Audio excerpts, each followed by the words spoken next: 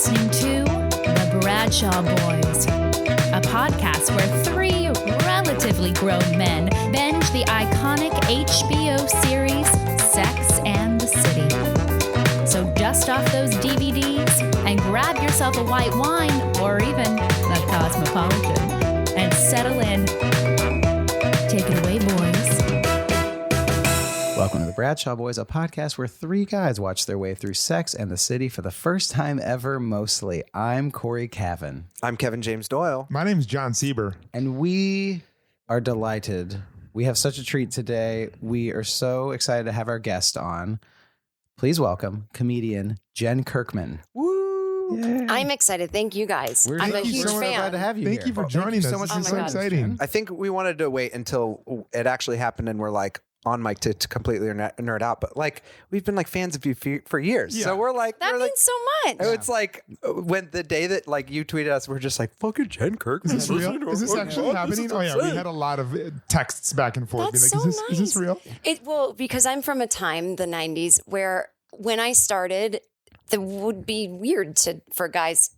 It was still very like separated in comedy, the genders. And so I just never expect that anyone, I mean, my own peers my age were we're all fans of each other, but like anyone that does comedy, I don't think they're like, oh, I like what a lady is saying. So but I'm 100. So anyway, that's so nice. I have to say I think it's very important, this podcast, like it means so much to me because guys usually shit on this show. And I have a long history with the show, which I'll tell you later, but I didn't like it at first. And anyway, when the second movie's not great. That's like a thing. Yeah. We've heard. But it's like, it's like our superhero movie, whatever. There's flaws. But when the first movie came out, I don't think there was Twitter yet. But on whatever social media, maybe Facebook or MySpace or something, I think it was just good old fashioned in person.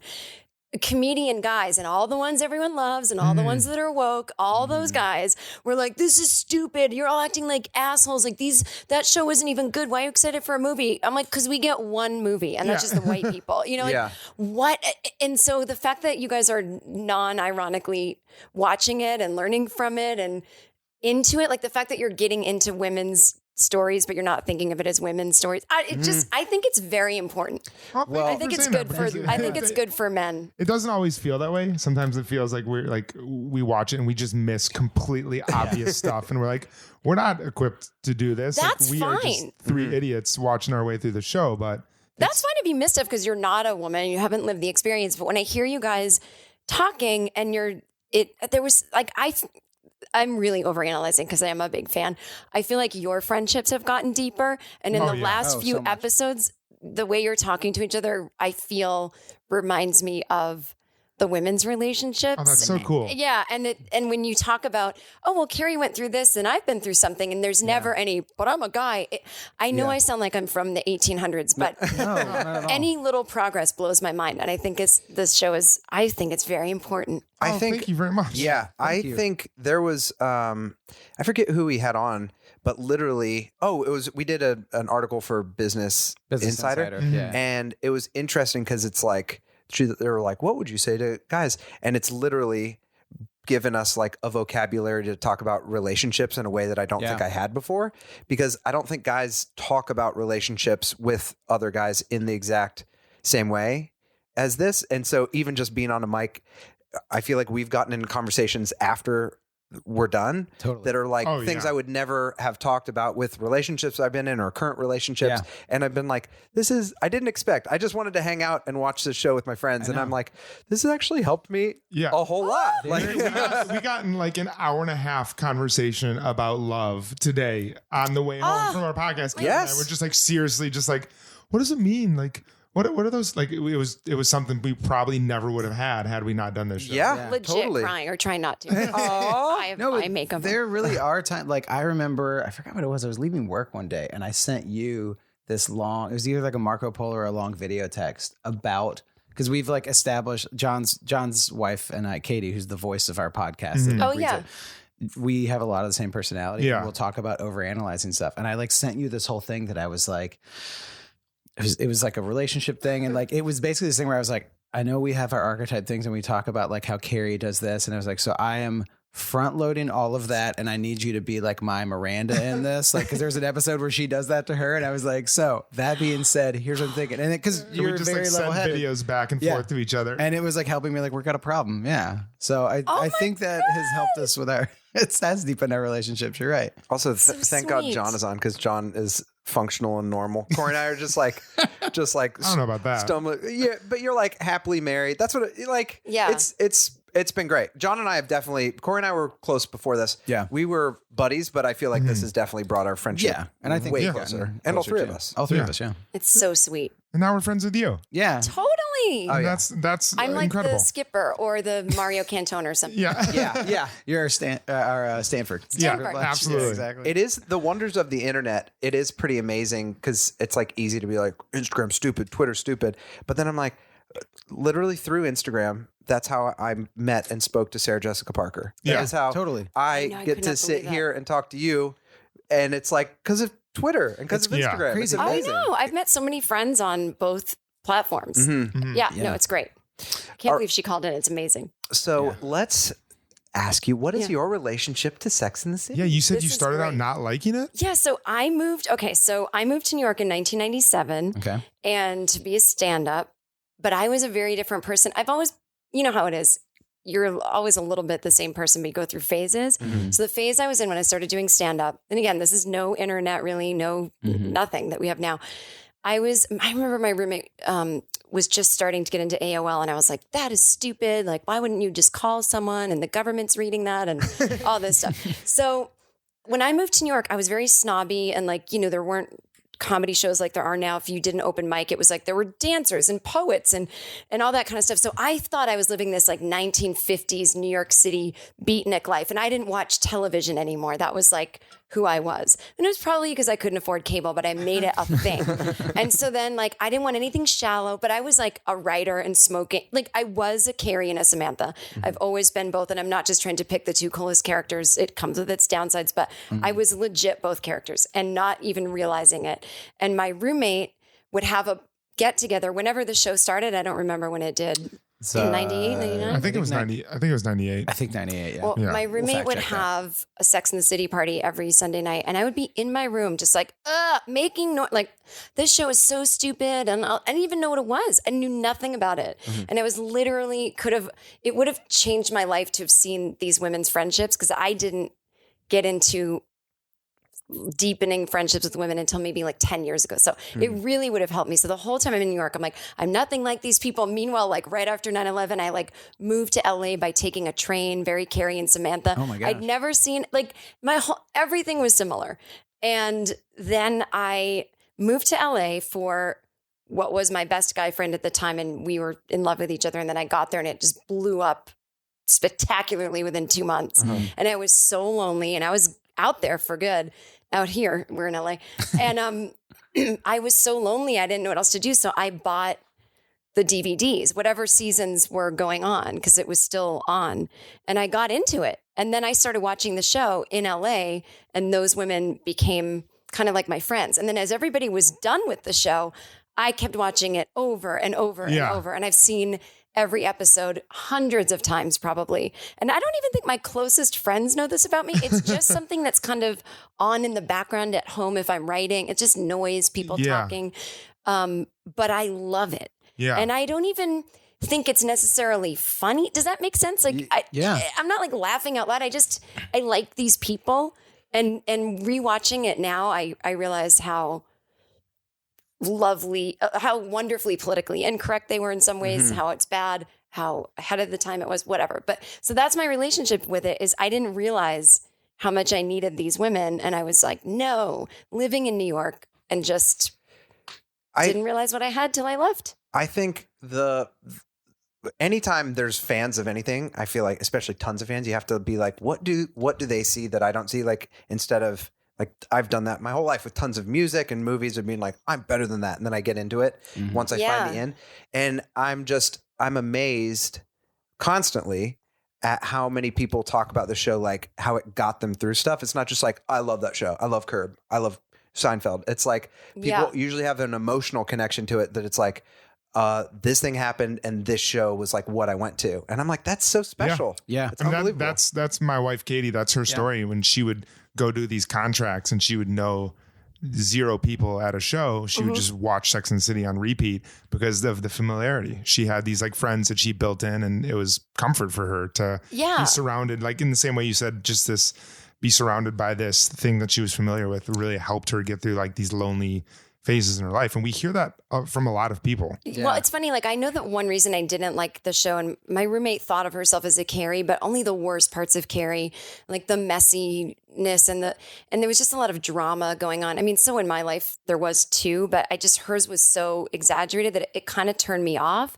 And then during my messier times, I've been like, oh, thank God there's like a person that represents that on this show. And then as I get older, I'm like, oh, thank God for Samantha, because it feels weird to be older than a lot of other people sometimes. I'm not that much older. I'm 45, but like there was an episode I rewatched the other day where they were, I won't give it. It's from season 6. Carrie was dating someone a little older and they were trying to do the math. Okay. And Samantha is Petrovsky? Yeah. Okay. Samantha's not his age, but close to it.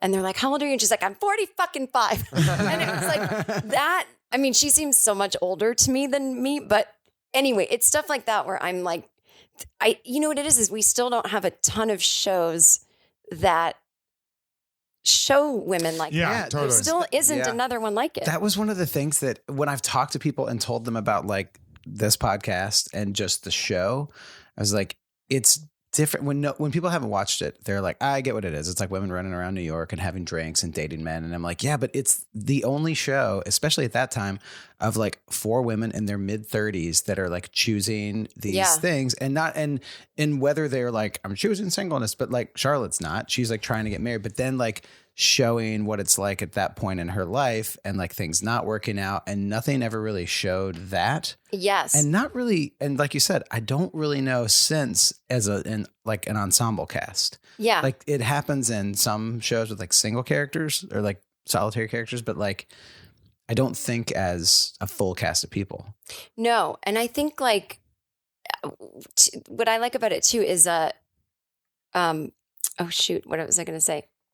I do like I used to get mad at the fantasy element of it. Even before I watched it, I was like, can she afford that apartment? And now I'm like, I don't want to see a show where she can't afford an apartment. Right. Yeah. Why not the fantasy? Yeah. Like, this is not, it's just great. Yeah. I think that's true that it's like, at first it's like, this isn't realistic. And it's like, yeah, that's why everyone loves it. Because it's like not being realistic and just being like, that's what everyone wants. You want to like be young and free and have tons of money and like sleep with interesting people and talk about it with your best friends. Yeah, like you're all at the same lunch hour for some reason. Well, I really like to, I mean, I think they're not quite my generation. They're all probably older than me. But it's a kind of Gen X thing where they didn't think they were losers in their 30s. But my first day job in LA, which was like maybe 15 years ago, was working at Lifetime TV, and they were just starting to put clips of TV shows online. Like that was a thing. And they were just tried to buy Sex and the City, but they lost it to E. And they did this focus group for their viewers, and they soothed them. They were trying to attract younger viewers, like 20 somethings. And they soothed themselves with this fact. They found out that the younger women, who are probably now in their 40s, right? At that time, young women in their 20s did not look up to the women on Sex and the City. Some weird generational trip had happened where for some reason, I don't know who these people are, but 20-year-olds 15 years ago were like, they're losers. They're not married with kids yet by 35. Like, I don't want to watch this show. There was a blip in time where like older millennials wanted almost like a more 1950s kind of life. Yeah. So it's not for everyone, if that makes sense. Totally. To me, it's an aspirational show. Not to some people, it's a warning. Yeah. It's weird because I feel like the cycles of who is the attractive like archetype come back around. Like I think the thing right now is like, it's like everyone's like, I'm a Miranda. But I do feel like when I've met younger people, like younger women who are like in their younger 20s, they are almost more like fans of our podcast are like, I really line up with a Carrie. They're like, I like you know, that Miranda is like a badass and like gets her stuff done in the career world, but they're like, I am kind of girly and like being a Carrie. And I think that starts to shift generationally. There was specifically someone after we did a live show in New York, and there was specifically a girl after that was just like, oh, Miranda's so annoying. I'm not her. And I was like, that's funny. All we ever hear Yeah. especially Be a this Miranda. generation. It's Yeah. like Miranda. And she's like, no, she's just such a bummer and she's so annoying. There's And just then something really pleasant about you saying Miranda over and over again. But she's 22. Yeah. She's 22 She's and really young, she's yeah. like, you're like, oh, that's already shifting. And her friend like agreed. And we were like, we've not heard that perspective at all. Well, that's funny. She might shift again in her 30s and then again out of it Yeah. again in her 40s, because I think Miranda, like looking at her now, you know, she's no more down to earth than anyone else. She's a very wealthy lawyer. She still likes all the rich stuff, which is all fine. But she's just a little bit emotionally unavailable and a little bit closed off. And I don't want to be like that. Like I'm very open and willing to love, and I love my friends, and I'm not like ick. I'm like, let's hug. You know, I'm very open. And I think that the real badass, not that we have to pick, and I know the common thing is like that great book, we're all Mirandas. Like no one wants to be her because she's kind of like the bummer that has like not that great of a style, but she is sometimes too closed off for me. I don't like that whole thing. And it bothers me. And I think to me, I have a theory. I tweeted it. It caused a lot of friction. And actually this episode, somebody that we're going to watch, am I not supposed to know what it is? No. Somebody referenced something that happens in this episode, and they said, was she still a good friend after that? And I'd love to get your take on it. We'll I talk can't later. wait. But I think Samantha's the best friend on the show. yes. I agree. She doesn't judge. She listens. She's Yes. always there for you. She'll Yeah. buy you things. She'll give you things. Yeah. That's not, she buys you things. She gives you things. But she is available. She's Yeah. actually one of the more Yes. emotionally available people, despite not wanting a traditional relationship. Yeah. I Yeah. think I want to be her friend so badly. Totally. I think the her like sexuality is like obviously the flashy thing that everyone thinks of. Yeah. But it is what the sexuality thing comes from is she's like, I'm not judgmental. I'm totally open. Yeah. And she would be the person if you didn't want to be judged and the shit hit the fan, you'd go to her because she'd be like, I got you. Yeah, she's Mama know? Bear. Oh, She's yeah. Mama Bear. Guys, I can't. You've got to hurry up and watch it. Season 6. I mean, the fucking first movie. I mean, if you like Samantha now, wow. I can't wait. We've said that we were talking about this today.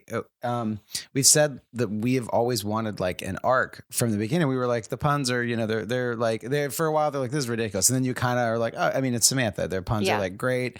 But I feel like the emotional journey with Charlotte is great, where it's like she got exactly what she wanted and it completely fell apart. And it's great for character development.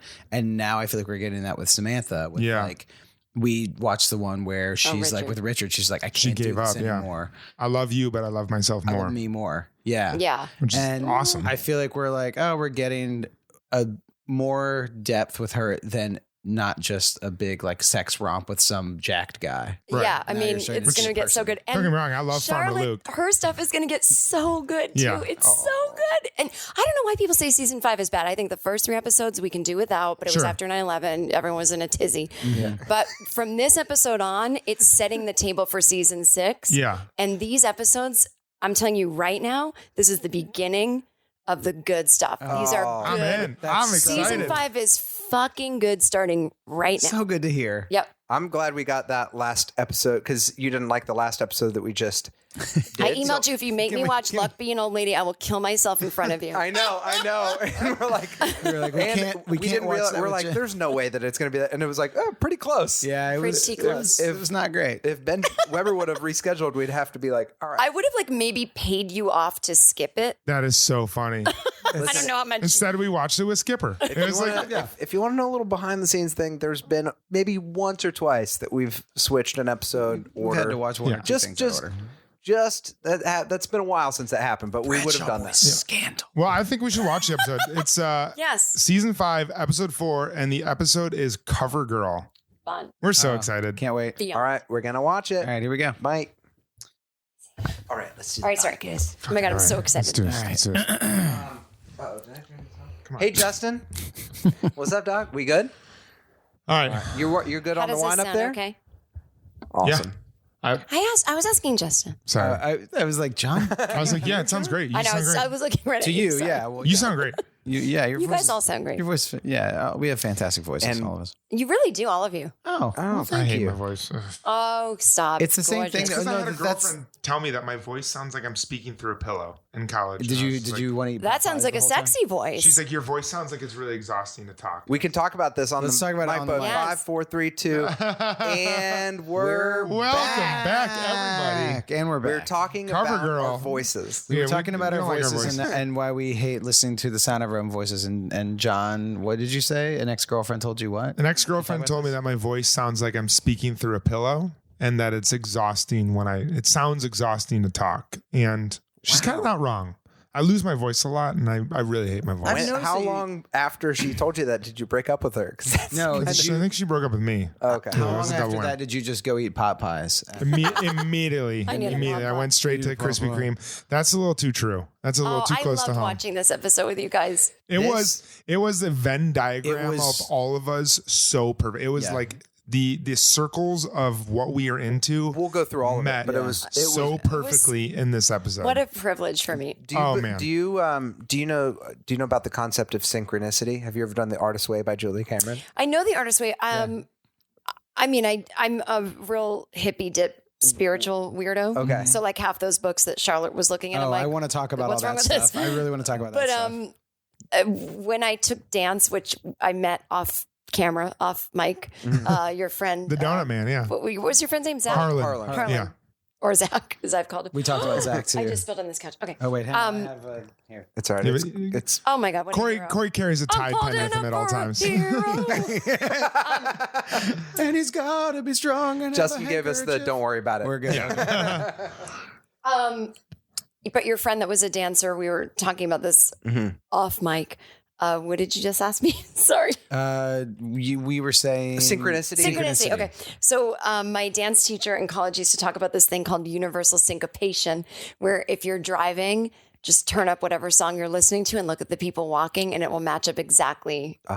I think that's probably yes, it. Yeah. yes, we were just totally. talking. It's also called doing mushrooms. Just, yeah. Okay, well, we were just talking about some friends of ours when you met our friend, the guy who is recording our podcast right now, our friend Justin, who's doing this.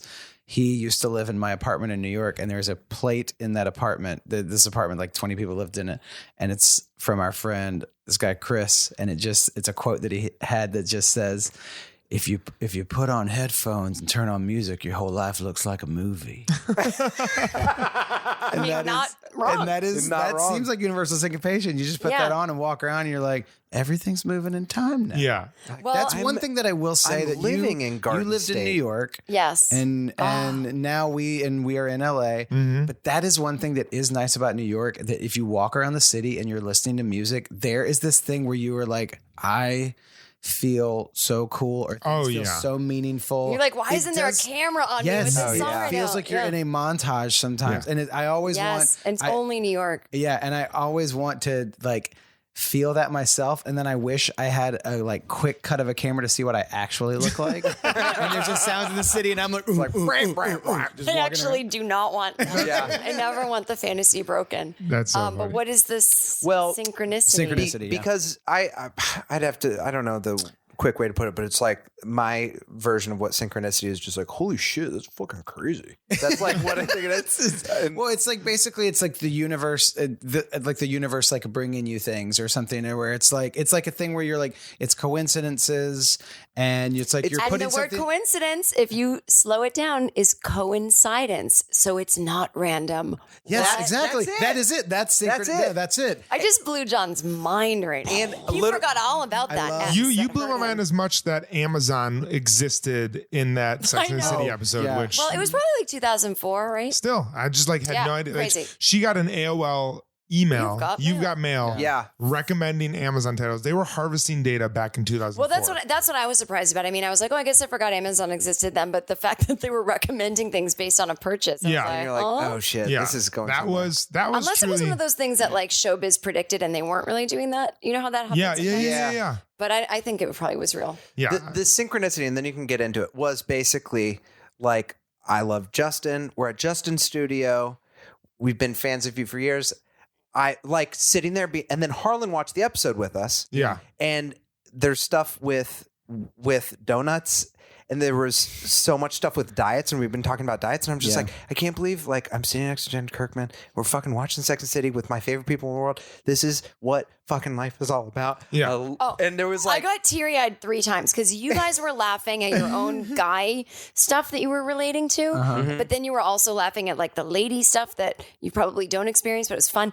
And there was so much love in the room. And for a woman to sit in a room with 5 dudes and knowing it's a safe space to watch Sex and the City and we're not making fun of it. No way. That never happens. It was like a half hour of my dream. And like, I don't know what I'm going to do when I leave. Well, it's like life is not going to be. I'll tell you something. I've never related to a character more than Big Bone Tom. Okay. I'm just going to say. Well, I bet you're nicer I'm than Big him. Bone John. Okay. and let's get into the first subject. John, you love eating pussy. So let's go.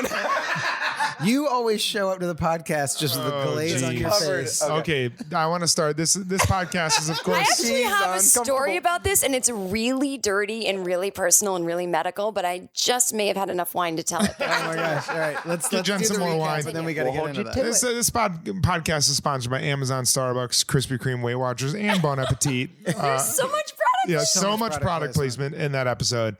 But this episode was about judgment. Carrie writes, are we too quick to judge judgment itself? Should you judge a book by its cover was the question. And I think the way that this bleeds into all the different character arcs is Samantha felt judged by Carrie when she, of course, was given a blowjob to the Postal Express guy. It was the Worldwide Express. Worldwide I Express. was wondering, is that the one time they did not do product placement? Yeah, Worldwide Yeah. Express is a real company. Oh, Ooh. But okay. it's not. I don't know if it's around anymore. But it was a real company for a while. Yeah, Carrie kind of judged Samantha, and she also judged the book that she was going to be featured on. So a little double judgment action going. Charlotte, of course, her storyline I think was the weakest, where she was judging the books that she wanted to buy to help her. Oh yeah, she had nothing going on. Yeah, her storyline was like pretty light, and then of course Miranda's storyline had to do with Tom, and I think like it got a little deep about judging overweight people. This is like the first time this I mean, they mentioned Miranda gaining weight in the last episode, but this is the first time they've ever really addressed bigger people and weight loss and dieting, which is something that resonates with millions of people across this country. So certainly us. Kevin, And Mr. Big is not named for his weight. No, so, you ma'am. know, this is finally a Mr. Big. Yeah. That It's funny you because relate to is before this, Kevin and I were just saying about how we are currently on a diet, and I'm very interested in diets. I talk to these guys all the time about it, so it's interesting stuff. And shout out to Judy Gold. Judy Gold Most fabulous comedian that I just live for. Would she do our podcast? Judy Gold? Yeah. I'm 100% I can get her to do it. Oh my gosh. She's a friend of mine. Great. She's gorgeous. And her podcast is called Kill Me Now. And she's genius. Because she just watched season 5, episode 3. That's why her podcast. So she started a podcast based on how bad that episode was. Her podcast has been going on for years, but weirdly, it is because all of that episode. No, I'm kidding. But yeah, like I just love. I keep seeing how many New York especially me with my rant earlier. Like I'm a New York City comedian. What do I need with this show? And it's like every New York City comic is in it. So where do we want to start? What character do you want to start with? You always know. You are the. I think we should, to be honest, and I hate doing this, but I think we should get Charlotte's storyline out of the way.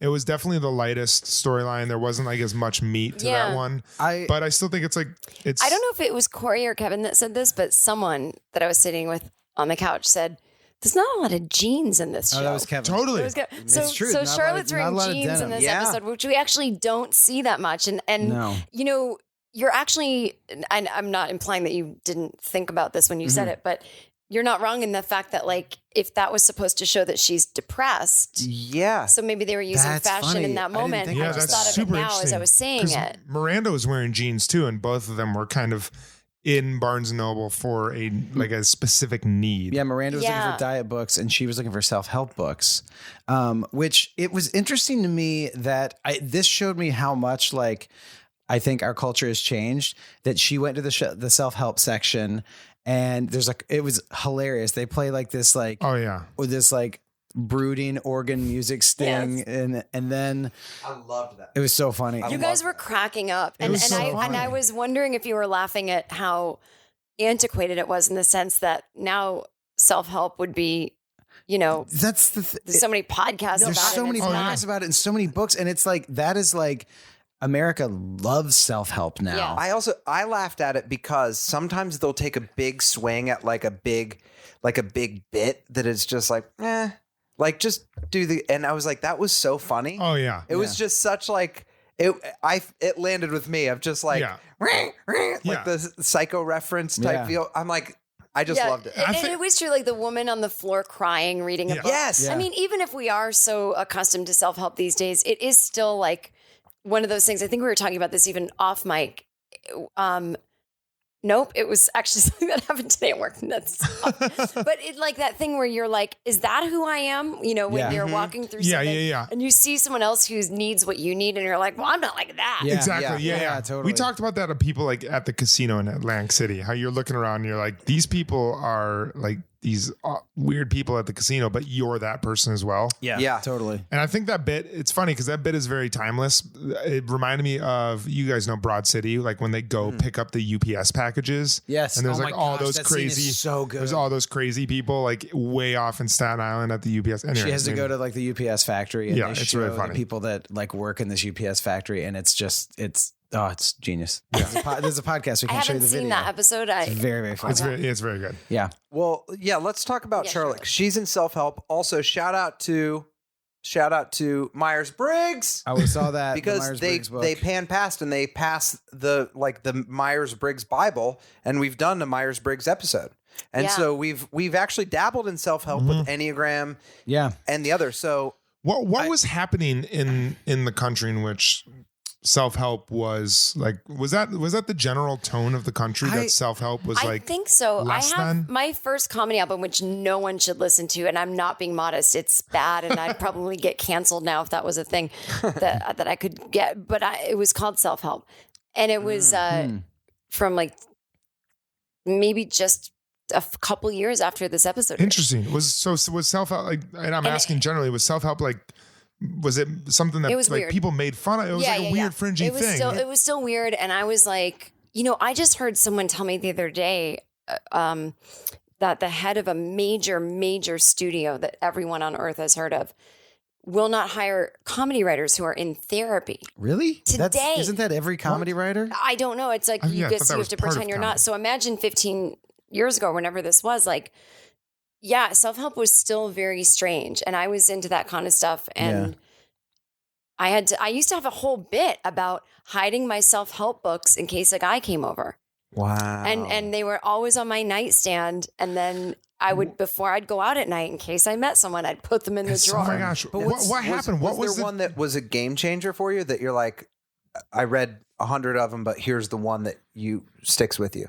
No. Okay.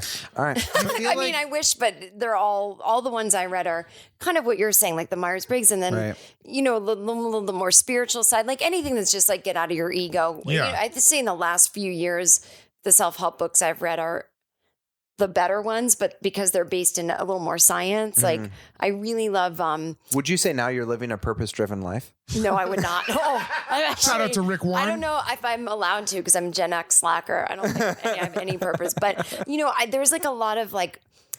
There's a whole school. They call themselves Jew-boos. I'm not saying this. They call themselves that. They're Jewish Buddhist psychiatrists. What? So Mark Epstein is one. Joseph Goldstein. They're like genius Buddhist scholars of like they're in their 60s and 70s. They're also psychiatrists. They're also guys from New York that are also Jewish. So it's like that kind of like Buddhism, but practical, but psychiatrist, that kind of stuff really works for me currently. I think that there's a thing with how the internet has opened up this thing where everyone can kind of talk about anything. Yeah. And I think that therapy and podcasts and all that stuff, like Brene Brown and people like that, like there's an empowering thing where people are like, okay, we have data to check what people have been Googling, people are interested in this. Let's just pull the curtain back. And then it kind of became this thing where everyone felt freer to talk about it. And somehow self-help kind of got cooler in a way and like Yeah. health in that way. And when we were even talking about the like younger millennials being like shifting, like, well, I don't know if I'm Miranda. I have noticed like at work, I will hear younger people just in the like people that are younger than me in the kitchen at work, just talking about like, I was talking to my therapist the other day and I was like, when I was 21, if I was an intern at a company, I would not just like openly be like, I'm in therapy. There was no way I would do that. Do you guys think that was like, and I'm just completely spitballing here, like that Columbine and like the school shooting, like pushed that like to the forefront of the collective consciousness? No, I don't think so. Because I was with you saying that, I'm like, does that force maybe for younger people? I was older at that point, and it. What I'm saying is, did those events and like now that they happen more frequently allow people to say like this is an important issue? It's no longer fringe. I think it was Oprah. I think it was Oprah. You're right. Yeah, I mean, maybe it all ties in, I think it's some Oprah, some Woody Allen. Because there's a lot of like just being like my therapist. Well, you know what's funny is I watched Annie Hall like on a loop when I was 19. And so I thought it was normal. I hadn't even been to therapy and I really needed it. And I was really had panic disorder. I was really, really sick, for lack of a better word. And I finally went to therapy a couple of years after, but I wasn't afraid to because of Annie Hall. But I just didn't know how you would find a therapist. So that's why it took me so long. Yeah. Right. And then I moved to New York and, but then I remember, and he's a lovely man and he's a friend of mine, but I remember years ago at the Hollywood Improv, I was doing a set and I mentioned my therapist. And again, it wasn't a very strong comic at this point, but Bert Kreischer, do you know him? Comedian, like super huge, like rock star famous. Like he's not Joe Rogan. Like he's a little more of a, I don't know, evolved man, but he's like on that level. He's a tour bus, whatever. And Bert was like, do you talk about therapy on the road? And I took that as an insult. I was like, what the fuck? But he was right. He was like, no, I'm just saying, because this was like only 10 years ago. He was like, I just don't know of people talking about this on stage. And I was really defensive, but he was right. I wasn't on the road, so I didn't talk and then we became friends and everything's fine. But long story short is like, even on the road, like talking about therapy, it's only been the last maybe 5 years where I can guarantee that if someone just walks in and they don't know me and they're, maybe we don't agree on anything, they're not like, therapy, what the fuck? But I think you're right. With Woody Allen gave me this kind of false confidence that it would be okay, but it doesn't mean because it was in that movie that, it just made it part of like, I think every single like, through the entire all of his movies, they're like that's just like a normal thing, and I feel like there's got to be a confluence of a lot of things, but that's definitely one that was like it's like pretty normal. All his characters just if you live in New York, you probably have a therapist. And at the time when he was doing those movies, I don't necessarily think that everyone did, but now it's like, and he would call it my analyst. Analyst, which is a whole different thing. But also, when I was after I did my show in Scotland, and some guy came up and he's like, and there's a thing about therapy in it, and a guy came up, he's like, we don't do therapy here, mate. And I was like, he's like, that's why we didn't laugh. And I was like, oh, that happened to me in Ireland. Yeah, that's so interesting. Did so badly there, and everyone's like, you should play there more. I'm like, no, get your shit together. I'm not coming. Yeah. I mean, they're better than us with abortion. Like they're still stuck in Sex and the City 2001 opinions. But it's interesting, like you were saying, Cory, like that we talk about it more and it's available more. But I have a lot of younger fans. I hate the word fans, but people in their 20s are like, tell me about like how did you get over your anxiety? And I'm like, why would you ask the old lady? Like you just type in anxiety. Like Lady Gaga has a mental health bus on her tour. Like, and people still are as in the dark as they were 15 years ago. I think maybe it's that people are more willing to admit that it's there. Like, but then we just stop the conversation there. I think there's a thing where, and it's weird because I feel like there's almost a thing where, like you were mentioning Broad City, like I think Broad City is really good at presenting this thing of like for lack of a better thing, like I'm a mess, but like that's who I am, and like present it in a funny way. And I think that has given. This makes me feel 100 years old saying like younger people this, but there's a thing where it's given people to be like, I am going to be open with like I struggle with anxiety, or like I do this, and like I even feel like Tina Fey and Amy Poehler, like there's been a thing of like female entertainers and comedians that have like a broad reach of things where they're like, they've shown people and younger women, and I mean, speaking as an older man, I don't know if I'm totally right about this, but like they've shown people it's like, it's okay to show that you're not perfect. But then I think it's like, people at that point are like, okay, I can say it. I don't know how to solve it now, you know? Yeah, I guess. Yeah. And that brings us back to self-help books. Like, how do you solve it? And that's what I really liked about the Judy Gold moment where she was like, it's not in a book. Just go to Weight Watchers. Yeah, totally. Like, I thought that was kind of cool. Like, totally. Like, books are a great supplement if you want to, read something at night that isn't the news of the day, but you actually have to get off your ass and go do a thing. That's what's interesting is getting really addicted to a genre of book. That's all it is. It's a genre of book that you could just be like, this will help, this will help, this will help, this will help. It's like, well, at a certain point you have to change. And it's especially interesting when the author is like, they're probably trying to help you, but they're also probably trying to sell a lot of books. Yeah. It's like, okay, it's my 13th book. Exactly. Like, why didn't you nail it? Why didn't you help me with the first one? Yeah. Joel Osteen's like, I got 8 more. Yeah. You need these 8. That's a great segue into talking about Miranda and Big Bone Joe. I think that was like a really. You guys love him. Yeah, I love Big Bone Joe. I will say, I think that guy, I couldn't tell. I feel like he was like a really natural actor. There was a really calming thing about him as an actor. I was like, I think this guy's a good actor. I thought it was amazing that we don't know who he is now. Like I would like the way that he was like one of those actors that I was like, oh, you seem like I could, maybe it's like as a TV thing, but like, I could see you on like a bunch of dramas. I think I could see him as like not like a powerful stage actor, but like someone with just like a direct straight ahead presence. Like it didn't seem like he was like, I'm like a big comedy dude, like that. Like he didn't character actor. He didn't have like a character actor thing. He was like a calm. Yeah, there was calm to him. He was like very like in the scene. And he did want a pot pie though. God, that's all he wanted. He just wanted to crush a pot pie. What a weird thing. If post-coital pot pie, dude. There's one thing. After I've gone down to a girl, I've never been like, man, I could go for a pot pie. What if she shamed you? What would be your go-to? Yeah, what if she criticized you? I know what yours would be. What would my food be? Rips. Oh man, I love gross candy. Don't start us on candy. What kind of candy? Like Haribo.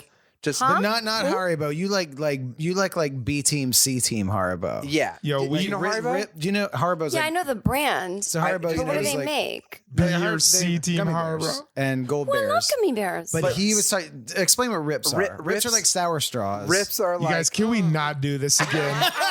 We have wasted so much time on corns, but I like black licorice. I love black licorice. Oh my god, licorice all sorts. Can we talk about that? You know, licorice all sorts. It's like a British black licorice candy. Oh, so, pardon me. I don't know it. No, but I thought it was like it was interesting that this show went after.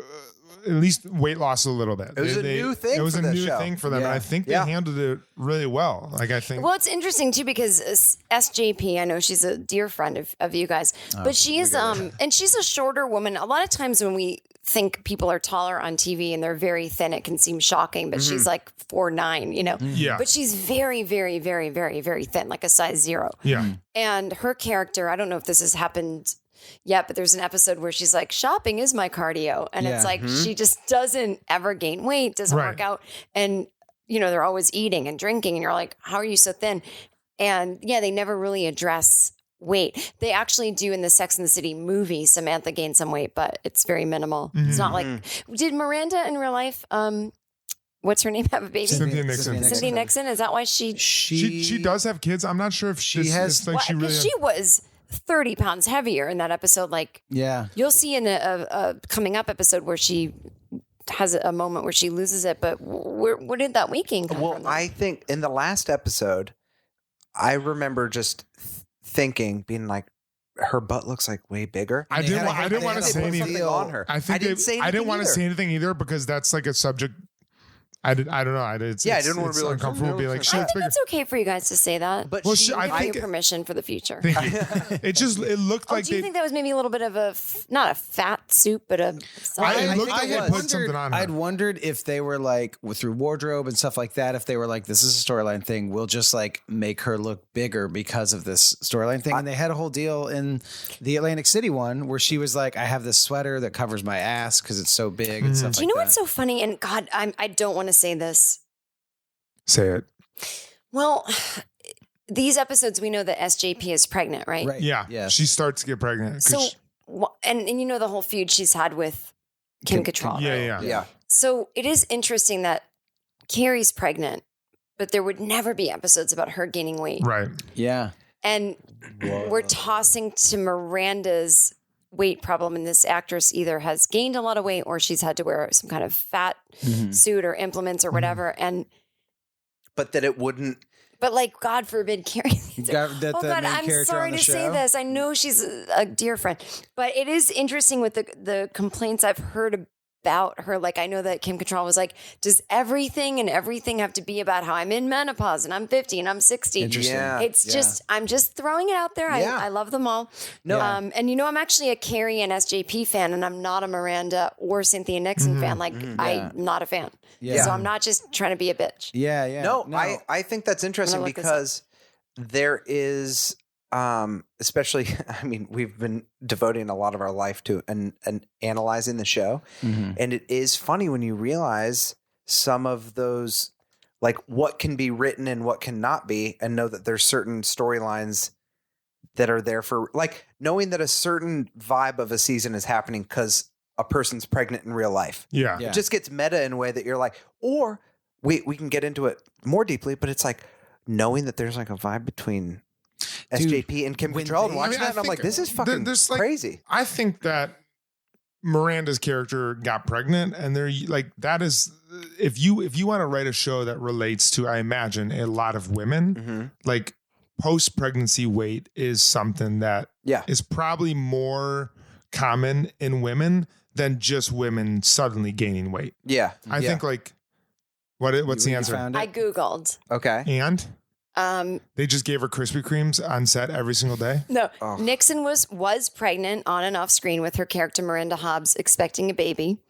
Okay. So she was pregnant. That's real weight that you guys saw. Yeah. Ironically, this article says, that occurred during the same season that SJP was also expecting in real life. Unfortunately for the latter, her pregnancy wasn't written into her character's storyline. Wow. That's a dig from this article. Yeah. So Cynthia in real life had a baby, and that's why they wrote all the weight gain stuff in, which is totally fine. BT dubs, like she held it differently than SJP. But I think there is something, the fact that a lot of women like fear the post-pregnancy weight that they may gain after, and so I think that addressing that is appropriate, or maybe more appropriate than just like Carrie randomly having too many cocktails and gaining 8 or like 10 pounds. Oh, good point. Right. Because she couldn't have been a pregnancy storyline. Yeah. I think that's, so like, right. they're if they're trying to be relatable to women, they're like, this is a story that a lot of women can relate to. And this is how, she's right. And Miranda's not a overeater by any means. So it's like, it's baby weight. You don't normally weigh this much. And she's single. Yeah.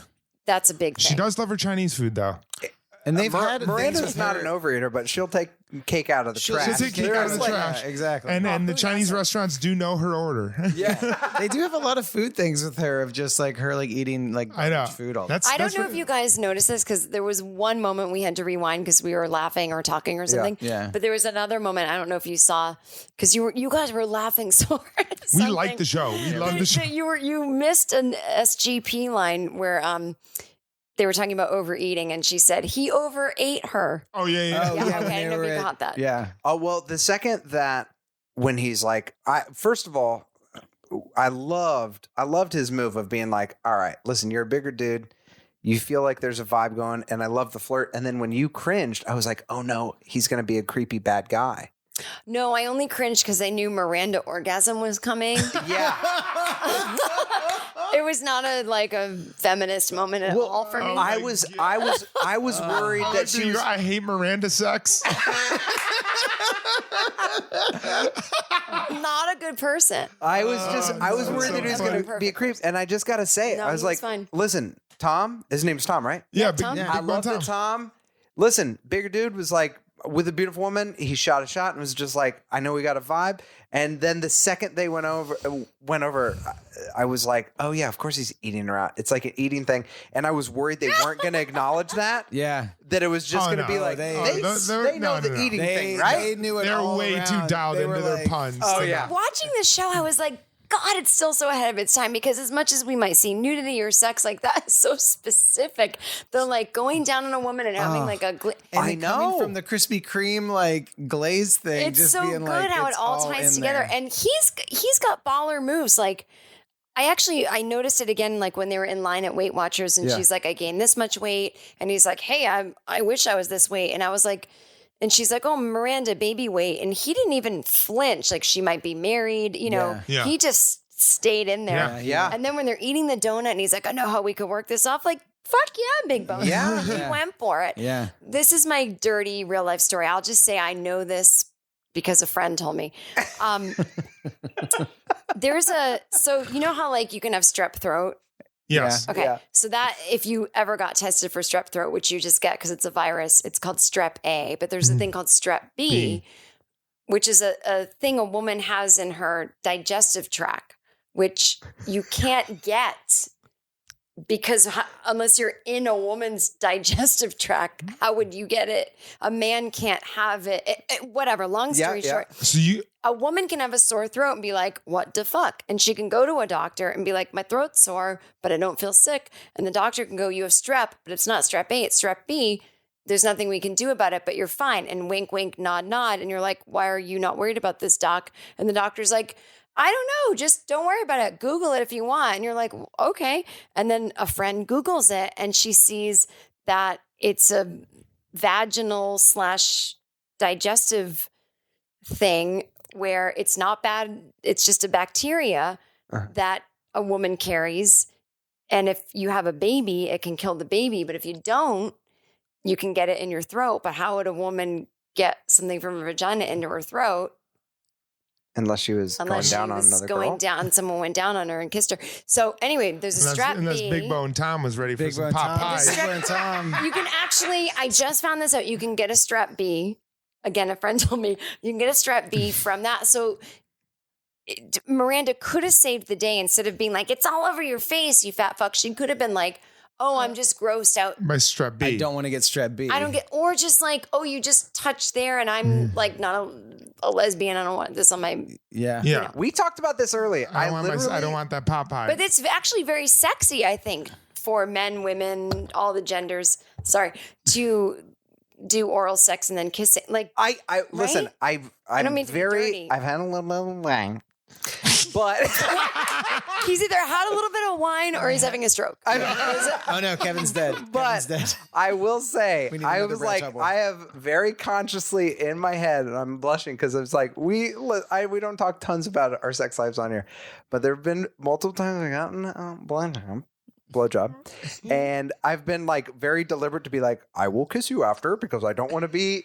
Because I don't want to be and I don't want to be a jerk that's just like, oh, wash your mouth. It's like, I don't know, it's in your mouth. Like, thank you. Like, Isn't it funny? Is like nobody does this on television. I know. That is true. Yeah. How far we've come from self-help. Yeah. And yet in the same episode, have you ever seen a TV episode that's like, so after oral sex, There was a kissing really me good with- Family Matters that did that. Carl Winslow. Urkel I walks forgot in. about- Dude. And it really, there was a home improvement about that. yeah, There's there a was, lot you're of right. shit. You're right. I just It was on Tool but Time. That was Totally. like so. I don't think That's so. I don't think so, crazy. Tim. I went down on you and I can't get up. No, you're right though. But you're right. That is. I had a little bit of wine. It's like so uncomfortable to talk about. But no one was doing that on television, And no one and still no one is. has done. No, that We on can television. barely do it on a podcast. Yeah. We're like, Exactly. Yeah. Totally. My friend, I got a blowjob. Yeah, I got a blowjob once. No, it is true that it's like the joke they made about the glaze. I was just like, Ugh. yeah, it's like more. I don't know. You're used to seeing just like a sex scene in Game of Thrones. Yeah. Yeah. But it's different. The reality of sex and the reality of like the smells and the juices. Oh my god! What smells in the juices? What's happening? That's what I'm saying. No, it's so good. We can't. It's oh my such a good gosh! point. This is an insane day that we there's cannot a talk lot of- about. Wait, a but thing. can I just say one thing? You're so right.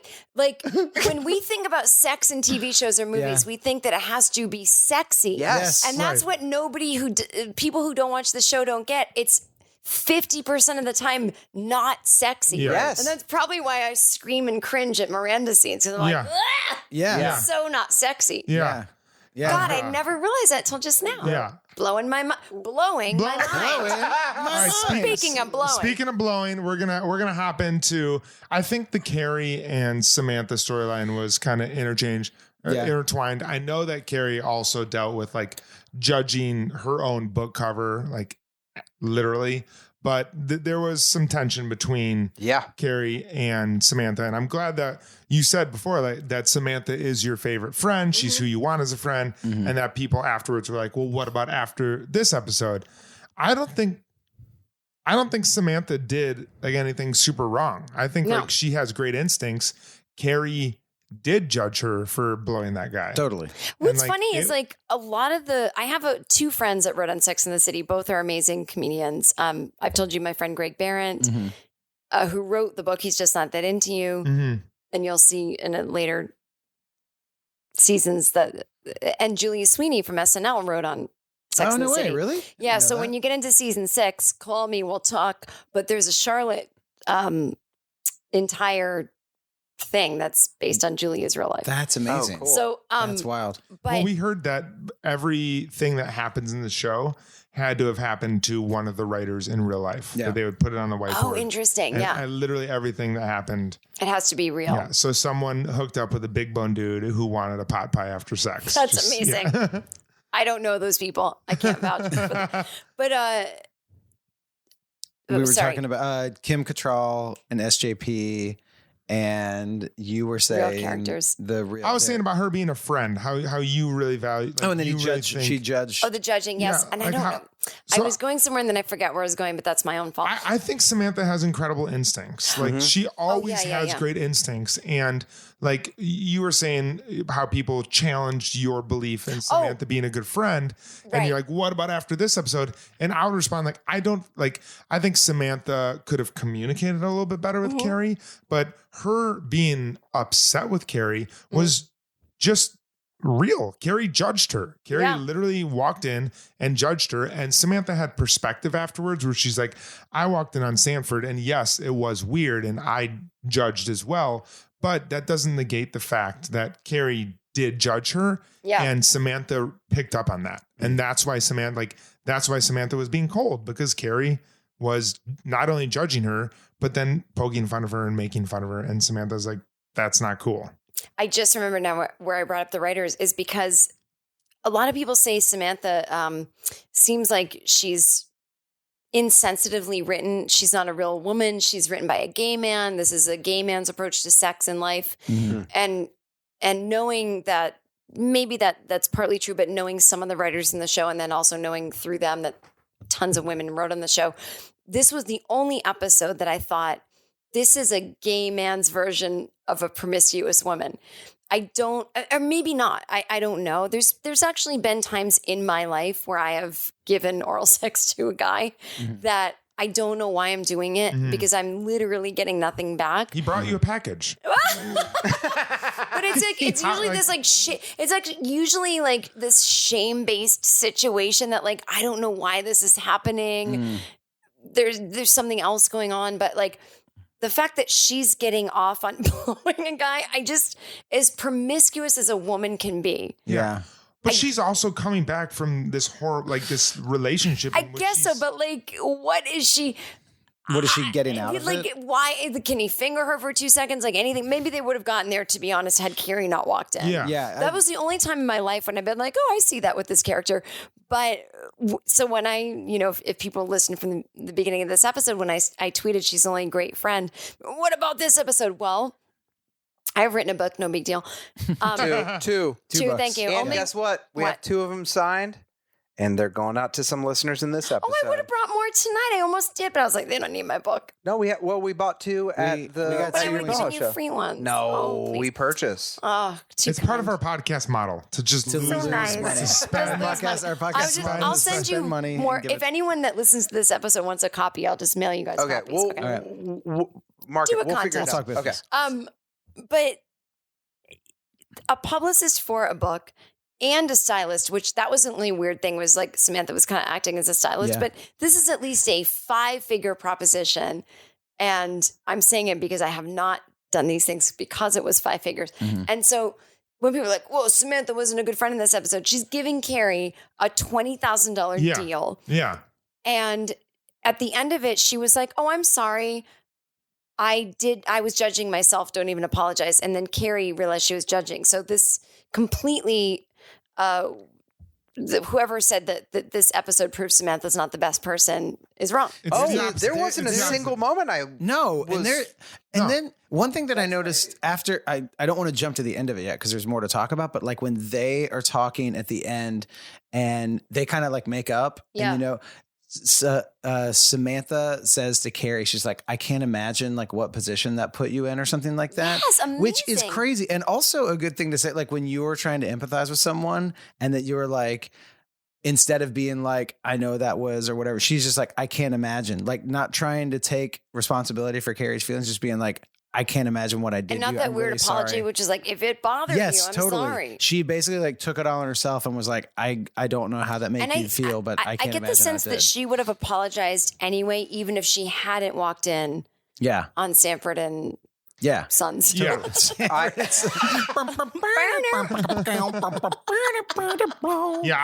I get more and more impressed by Samantha as I watch the show. I think she is like the best character. She's so dialed into who she is completely. And that's why this last episode we were like, she's not herself. And I think like she's just reclaiming her Samantha-ness. And I think this is like an important episode of her being like, I'll blow who I want. I'll do what I want. I am Samantha. I am who I am. Well, that was interesting because earlier in the night before we watched the episode and you were like, I think she's going to go on a journey, you know, done with this shit. And she will, I promise you. But this was important too because it's in between Richard and a relationship, which is like, if I'm going to fuck around, no problem. I do it in my own way. Richard made her really insecure about herself. And she's like, she mentioned him tonight. She did. And we talked about that crazy. We talked about that in our last episode. She said, she's like, this whole thing with Richard, I don't know who I am anymore. Contextualizing it for Carrie, being like, listen, I'm coming back from Richard.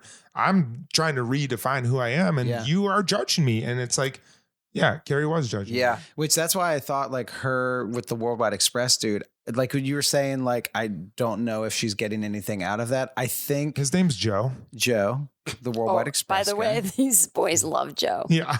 Joe was Kevin was like, we gotta get him on the show. Oh, that's like all I think. Whispering it to me. I'm like, I don't even want to find. Why are you asking me? We gotta go find whatever Equinox he works on. Watch the show. He's like, do you know him? You know that guy? You live in LA. I feel like you guys played a lot of actors. Big Joe fan. But I think that it almost seemed like she was just like, I'm just trying to like get out there and like be sexy and be like, hey, I'll sign your pack. Oh my God, I never thought of that. And just like, I think that he took her like a rebound sexuality thing, away in a way. He made her feel bad. Like that's the thing we're saying is like, it really just messed her up to where it like knocked her off who she was. Yeah. She doesn't make as many puns when she's with Richard. That's true. Like she kind of takes back. That's true. That's a big thing of Samantha. Let me take self-help and this Samantha thing and go over top. There's the book that I read that was really influential. Safe Haven. Kevin had another stroke. There's so many strokes tonight. So wait, it's me being vulnerable. It's either vulnerability or... I read this book called Safe Haven and a therapist told me I should read it. That was not me. Someone came in from outside. It was so weird. Dude, you look like one of those women sitting on the floor of Barnes & Noble right now. Dude, I know you can't see it, but you are shaking with unkept hair. Okay, so I read a book called Safe Haven. It was like your partner should be your safe haven. Like you should feel comfortable to do, and they were like, one of the ways that you can do that for your partner, and it can apply to any friendship, is by kissing them after oral sex. Is that, and just going down on them in general.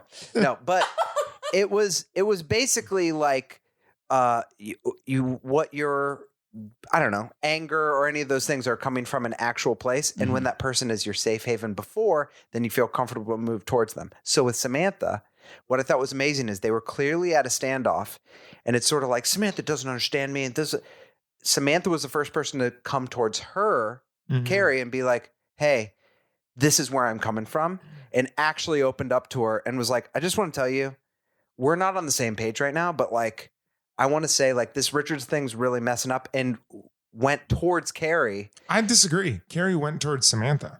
Okay. Carrie was like, we're perfect. Or Samantha was like, we're perfect. And Carrie was actually the one who came into her office and was like, we need to hash this out. And Samantha was like, I don't want to do this. Like, we're good. Okay, you're and right. Carrie was like, no, we need to talk this out.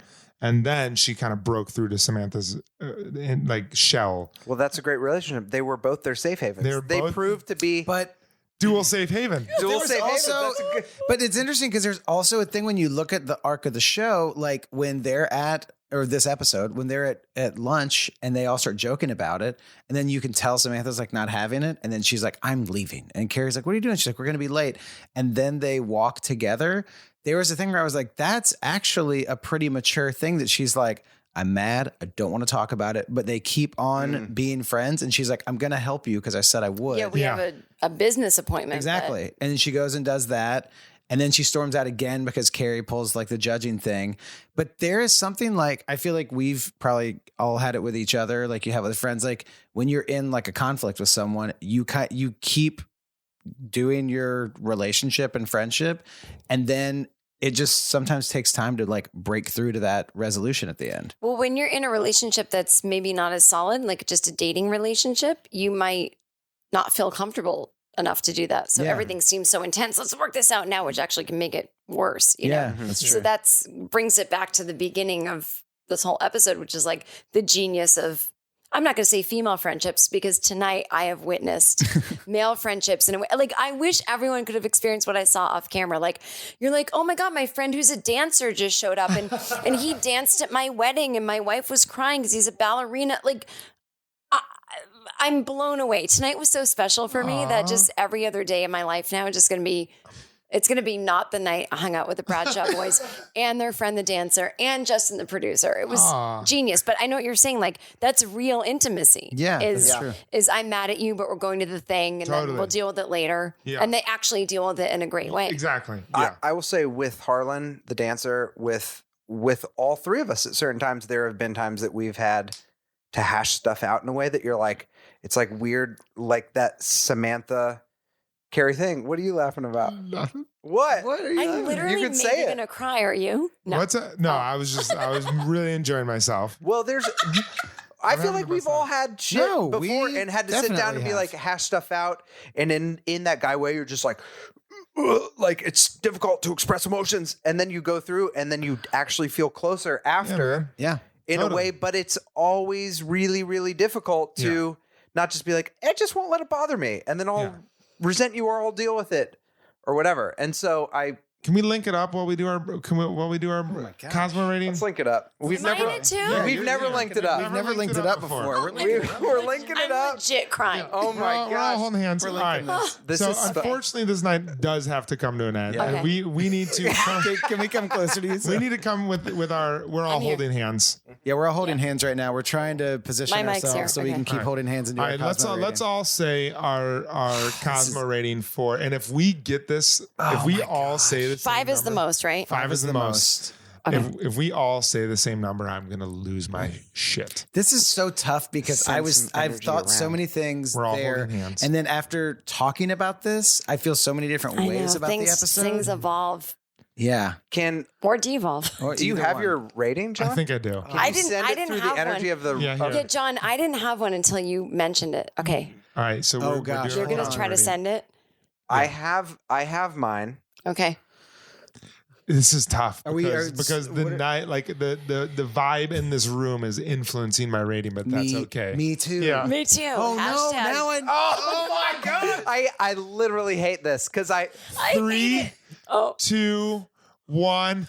4.5. Wait, what? What'd you say? What'd you I say? said 4.5. 4.5.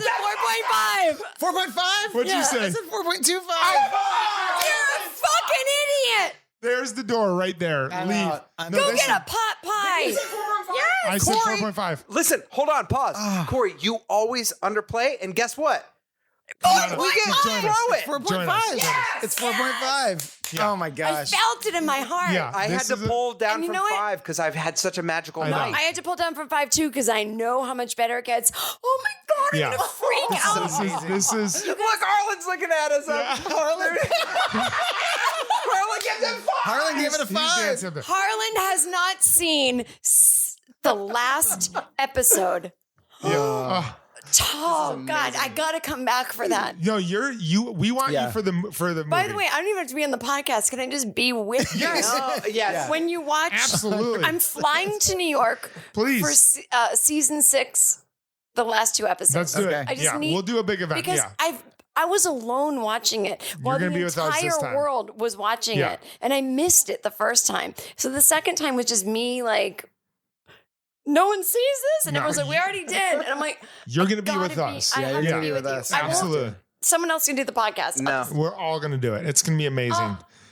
This was like so close to a perfect episode, not just because of what's happening in this room right now, which I think is magical. It's pretty magical. It's my own self-help book, but it is like if there was a little bit more Charlotte, this would be the perfect episode. Yeah, I agree. I love I mean, I feel like her storyline was funny.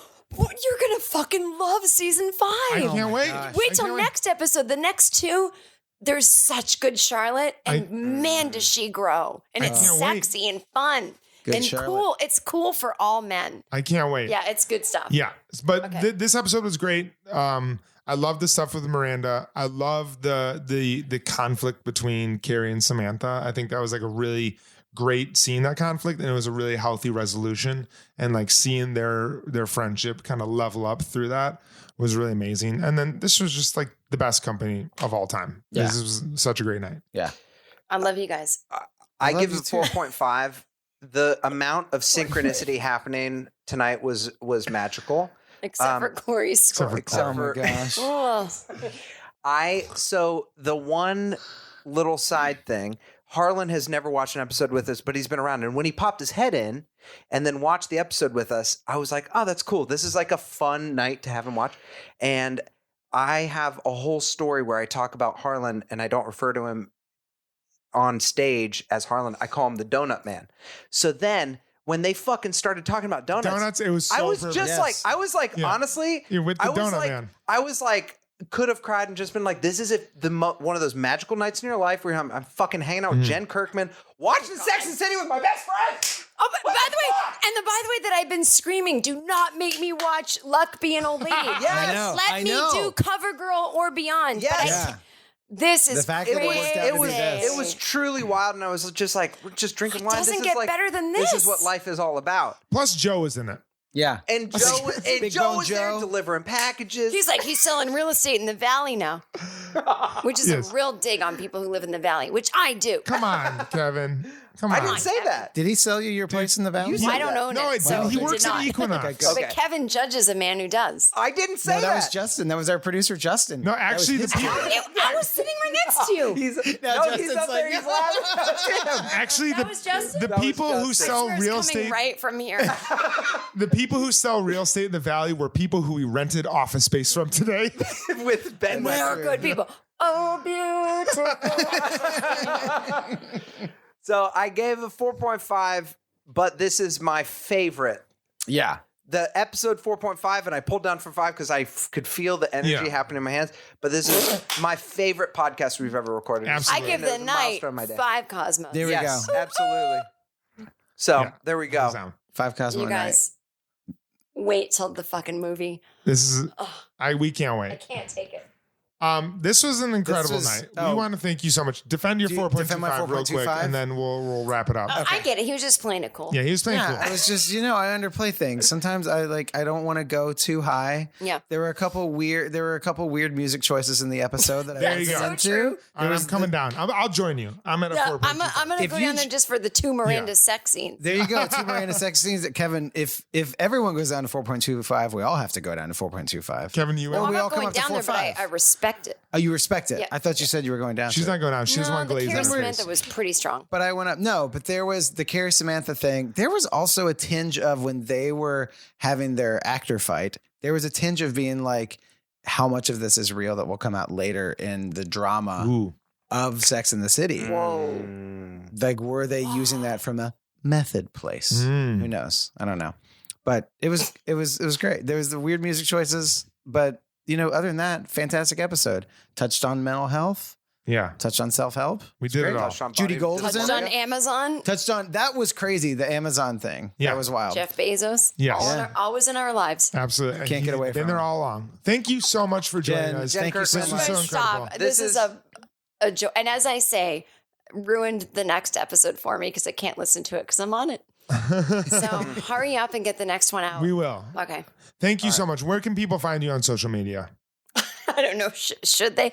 Instagram is where I'm fun. Great. Awesome. Just me at just my name at Jen Kirkman, one N and Jen. Go buy Jen's books too, and we will Yes. send you her books. If you want a book, we'll do a little prize raffle thing. Yeah. We'll, We have 2 signed books Oh, yeah. that mention the Bradshaw Boys in the signing. Yep. And so we will. I can send you more if you want. We'll do a contest on Instagram. Yeah. And then we'll send them. Also, people should check out. I don't know.